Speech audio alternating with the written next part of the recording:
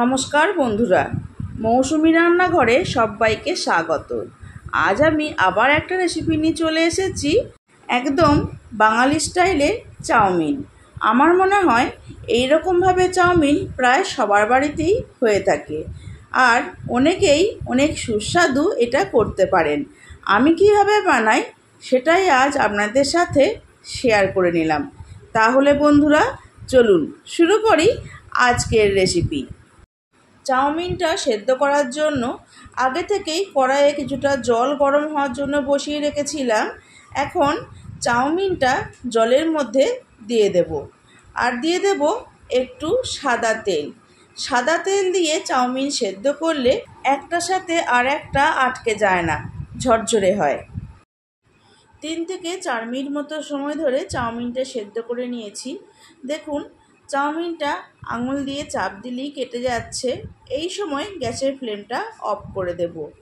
তারপর একটা ডেচকির ওপরে ছিদ্রযুক্ত আর একটা ডেচকি বসিয়ে চাউমিনটা ঢেলে দেব।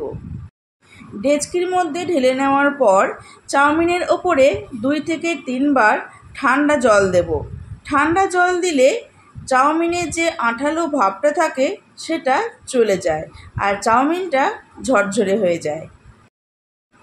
ঠান্ডা জল দিয়ে ধুয়ে নেওয়ার পর চাউমিনটা ডেচকির মধ্যেই একটু ছড়িয়ে রেখে দেব, তাহলে জলটা শুকিয়ে যাবে। আপনারা ডেচকির মধ্যে না রাখলে থালার মধ্যে রেখেও জলটা শুকনো করে নিতে পারেন। 15 মিনিট মতো রেখে দিলেই হবে। এগ চাউমিন বানাবো, তাই 2টো ডিম বাটির মধ্যে ভেঙে নিচ্ছি। সামান্য একটু নুন দিয়ে ডিম দুটো খুব ভালোভাবে ফেটিয়ে নেব। ডিম ফেটিয়ে নেওয়ার পর কড়াই গরম করে দিয়ে দিলাম একটু সাদা তেল। তেল গরম হয়ে গেছে, গুলে রাখা ডিম দিয়ে দিলাম। ডিমটা একদম ভুজিয়া করে নিতে হবে, যেভাবে আমরা চাউমিনে ডিম ভাজা দিয়ে থাকি। ডিমের ভুজিয়া একদম রেডি, তুলে নিচ্ছি। ডিম ভেজে তুলে নিয়ে কড়াইয়ে দিয়ে দিচ্ছি 2 টেবিল স্পুন মতো সাদা তেল। তেলটা হালকা গরম হয়েছে, এই সময় দিয়ে দেব 50 গ্রাম কাঁচা বাদাম। তেলটা কিন্তু খুব বেশি গরম করিনি, তাহলে বাদাম দেওয়ার সঙ্গে সঙ্গেই বাদামের ওপরের দিকটা পুড়ে যাবে আর ভেতরটা কাঁচা থেকে যাবে। আমার মনে হয় হালকা গরম তেলে বাদাম ভাজলেই বাদামটা ঠিকমতো ভাজা হয়। বাদামটা ভাজা হয়ে গেছে, দেখুন বাদামের কালারটা চেঞ্জ হয়েছে আর খোসাটা ফেটে গেছে। এই সময় তেল থেকে বাদামটা তুলে নেব। বাদাম তুলে নেওয়ার পর ওই তেলেই দিয়ে দিচ্ছি বড় সাইজের একটা কুচানো পেঁয়াজ। গ্যাসের ফ্লেমটা হাইতে রেখেই 1 মিনিট মতো সময় ধরে পেঁয়াজটা ভেজে নেব। প্রায় 1 মিনিট মতো সময় ধরে পেঁয়াজটা ভেজে নিয়েছি। পেঁয়াজটা হালকা লালচে রং ধরতে শুরু করেছে। এই সময় দিয়ে দিলাম আলু ভাজার মতো সরু সরু লম্বা লম্বা করে কেটে রাখা বড় সাইজের একটা আলু। আলু দেওয়ার পর একটু নাড়াচাড়া করে নিয়ে দিয়ে দেব স্বাদ মতো নুন। গ্যাসের ফ্লেমটা কিন্তু হাইতেই থাকবে। নুনটা দিয়ে আলুর সাথে খুব ভালোভাবে মিশিয়ে নিয়ে ঢাকা দিয়ে কিছুক্ষণ রেখে দেব। এইভাবে গ্যাসের ফ্লেমটা হাইতে রেখে ঢাকা দিয়ে আর মাঝে মধ্যে ঢাকা খুলে একটু নাড়াচাড়া করে দিয়ে যদি আলু ভাজা হয়, তাহলে আলুটা ভাজা হওয়ার সাথে সাথে সুন্দরভাবে সেদ্ধও হয়ে যাবে।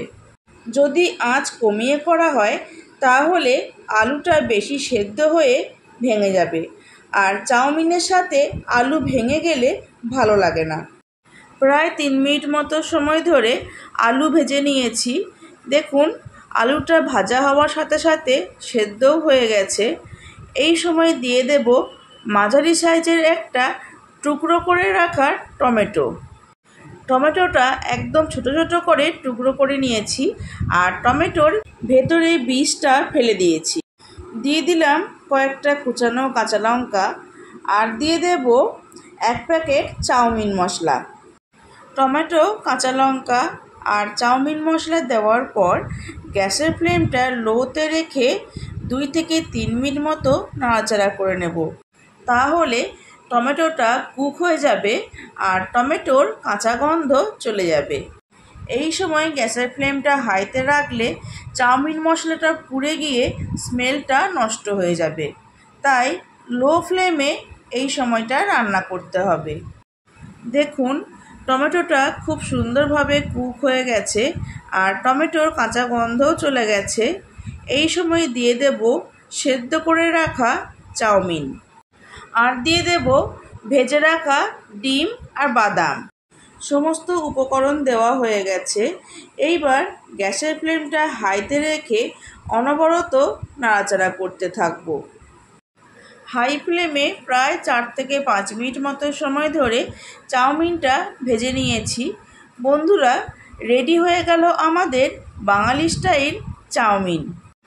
রেস্টুরেন্ট স্টাইল চাউমিন রেসিপি আগেই আমি আমার চ্যানেলে আপলোড করে রেখেছি। লিঙ্কটা ডেসক্রিপশন বক্সে দিয়ে দেব, চাইলে দেখে নিতে পারেন। আর আজকের রেসিপিটা কেমন লাগলো আমাকে অবশ্যই জানাবেন।